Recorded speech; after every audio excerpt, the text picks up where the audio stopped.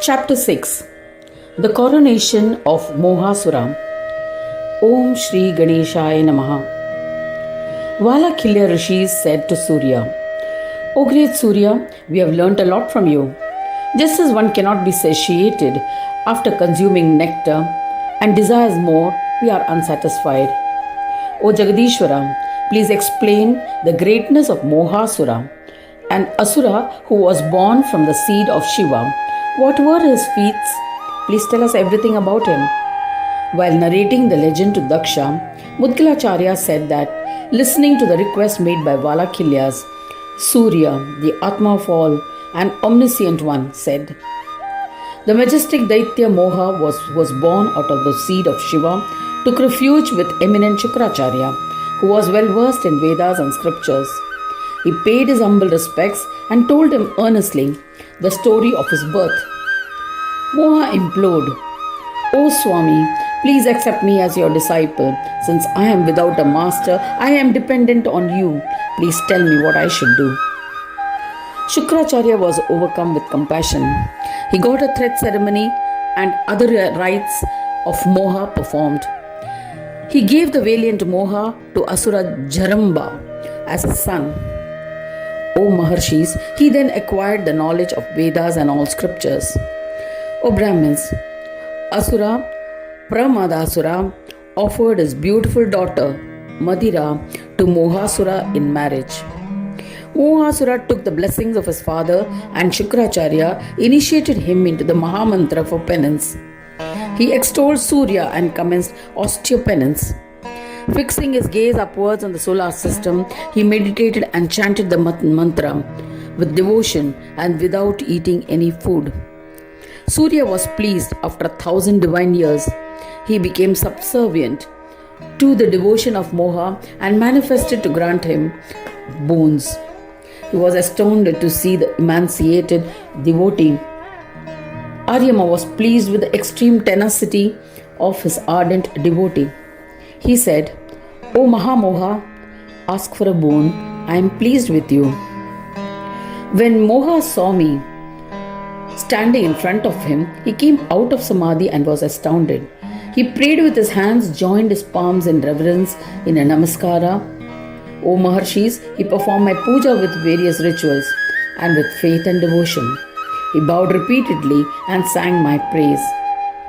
Mohasura said to me, O Surya, the most supreme of all planetary bodies, I bow to you. To Surya, the one assuming all forms, O Bhaskara, O Ravi, I bow to you.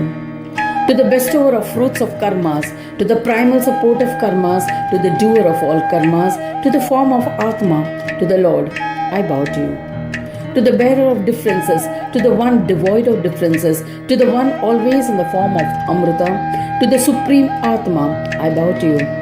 You are the incarnated form of the boundless one, the one with innumerable forms. You are the forms of Satya. You are the protector of Satya. O Divakara, I bow to you. You are the one who imparts the wisdom of the three Vedas, the one who exists as three Vedas, the one who promotes karmas in three Vedas. You are the primal form of Ahankara, the one who destroys Ahankara. I bow to you. You are the bestower of knowledge, the one who illuminates the illuminators. You are without a beginning. O great Lord, I bow to you. You are the cause of rains. You are the regulator of time, the bearer of Maya, the regulator of Maya. I bow to you. O Atmakara, O Divanata, I am incapable of extolling you adequately, yet I have tried to praise you despite my limited intellect. I bow to you. O Devesha, if you are pleased and wish to grant a boon, then grant that I will never die.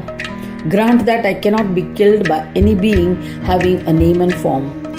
O Jagadishwara, grant me sovereignty over the three worlds. Grant that I may possess a good health and other prosperities. Grant me victory in all battles. O Jagadishwara, grant me that all my wishes will be fulfilled easily. Also, grant steadfast devotion at your holy lotus feet. Asking for these boons, he bowed to the great Lord Bhaskara and then humbly stood before the Lord. Surya replied with appreciation.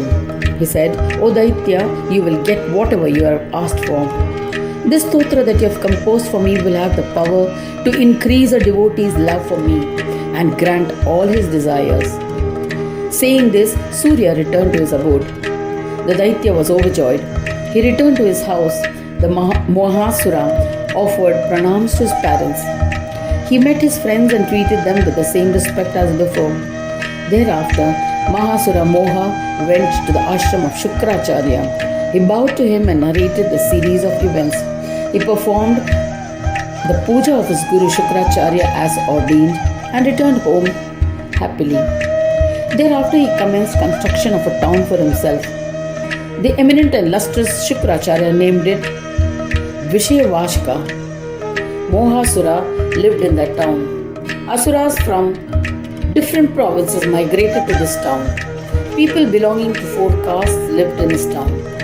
The town had unparalleled splendor. All known pleasures on earth were available in this town. Eminent Daityas from other regions made it their homes. They began to worship Mohasura. Inspired by Shukracharya, the Daityas like Prachanda, Chanda, Mahakala, Kalantaka, and other formidable Daityas and their armies formed an alliance under the leadership of Mohasura. At the behest of Shukracharya, the Brahmins performed an Abhisheka and coronated Mohasura as the king of Daityas. The overjoyed Daityas returned to their province. The prominent leaders among them remained in the town, hoping to be appointed as the king's assembly. In this way, a mighty Mohasura became the king of Asuras. Under this rule, Mahadaityas became arrogant despots and wandered on earth. Thus ends the 6th chapter titled The Coronation of Mohasura in the 3rd Khanda of the Purana Upanishad, Shriman Mudgal Puran, describing the legends of Mahodara, dedicated to Sri Gajanana. End of chapter 6.